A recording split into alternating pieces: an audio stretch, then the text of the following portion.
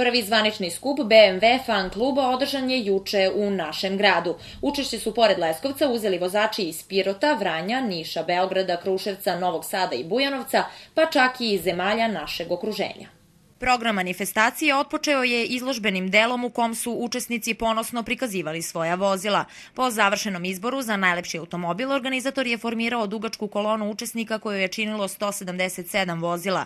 Defile BMW-a gradskim ulicama trajao je skoro sat vremena i bio je praćen pogledima brojnih zatečenih prolaznika. Najveću pažnju posetilaca svakako su privukli oldtimeri. Prisustvo oldtimera pružilo bi mogućnost da se slikovito sagleda evolucija, interesantni razvojni put koji je BMW prešao, ali i noviji iz X i M serije. Glavna atrakcija bile su demonstracije drifta. Za najlepši auto u klasi E30 pehar je dobio BMW 325 E87 godište iz Beograda. U klasi E36 pehar je dobio BMW 328 i 99 godište iz Niša.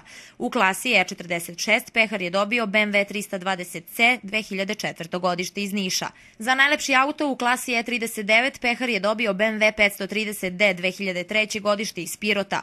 U klasi E34 pehar je dobio BMW 520 i 95 godište iz Bugarske, a u klasi E60 pehar je dobio BMW 520D 2008 godište iz Leskovca. U klasi serije X pehar je dobio BMW X6 3,5 2008 godište iz Beograda. U klasi serije M pehar je dobio BMW M3 E30 90 godište iz Bugarske. U klasi oldtimera pehar je dobio BMW 1602 71 godište iz Leskovca, a za najbolji burnout i drift pehar je uzeo dečko iz Bugarske sa BMW-om E36.